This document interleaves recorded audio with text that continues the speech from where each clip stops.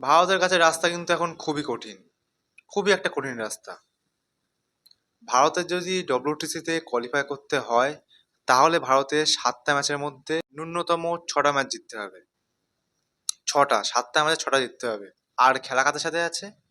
অস্ট্রেলিয়ার সাথে 5টা ম্যাচ, নিউজিল্যান্ডের সাথে 2টো ম্যাচ।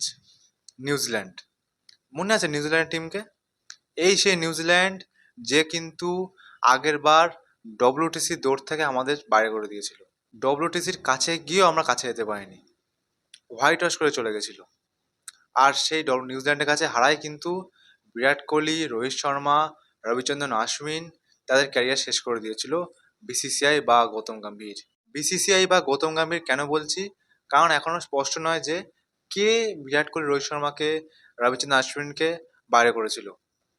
বিসিসিআই, কেউ কেউ বলে বিসিসিআই, কেউ কেউ আছে গৌতম গম্ভীর। বেশিরভাগটা কিন্তু গৌতম গম্ভীর।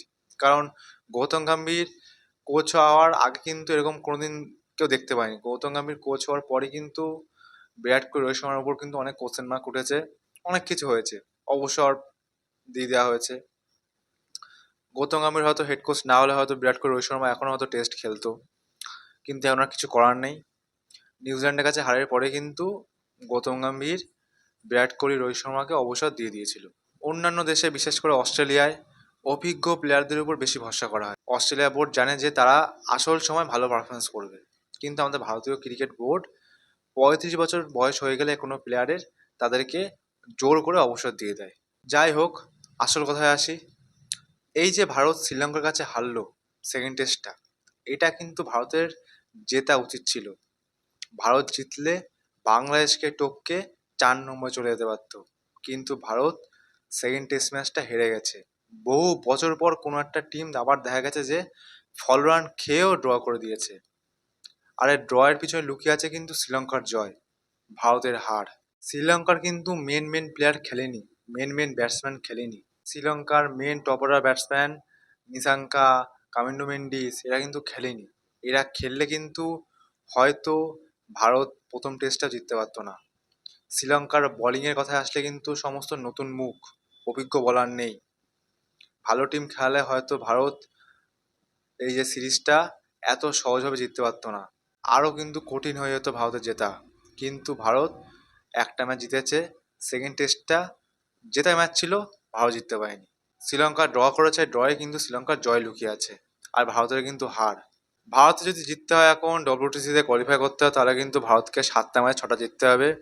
যদি ভারত বাই চান্স 7টা ম্যাচে 5টা ম্যাচ জেতে, তাহলে কিন্তু পাকিস্তানের মতন অবস্থা হয়ে যাবে। তখন অন্য টিমের দিকে চেয়ে থাকতে হবে, এই টিম হারুক, ওই টিম হারুক, এই টিম জিতুক, ওই টিম জিতুক, এমন অবস্থা হয়ে যাবে কিন্তু।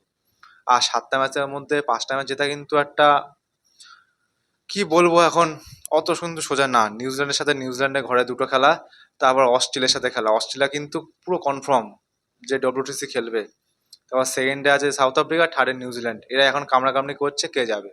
সাউথ আফ্রিকা আগেরবার চ্যাম্পিয়ন, আর নিউজিল্যান্ড ভালোই একটা পজিশনে রয়েছে, সেটা এখন দেখার বিষয় কে যাবে। তারপর 4-এ বাংলাদেশ, 5-এ ভারত। ভারত কিন্তু ধারে কাছে নেই। সবাই সোশ্যাল মিডিয়া জুড়ে যে একটাই সবাই বলছে যে ভারত কোয়ালিফাই করবে, 7টা ম্যাচ 6টা জিতবে, তারপর কোয়ালিফাই করবে। অত কিন্তু সোজা না ভারতের কোয়ালিফাই করা, ভারতের কিন্তু খুবই একটা চাপে আছে। এবার এটা দেখার বিষয় শুভমান গিলের নেতৃত্বে ভারত ডব্লিউটিসিতে কোয়ালিফাই করতে পারে নাকি। যদি ভারত ডব্লিউটিসিতে কোয়ালিফাই করতে পারে, তাহলে কিন্তু ভারত সত্যি একটা ইতিহাস গড়বে।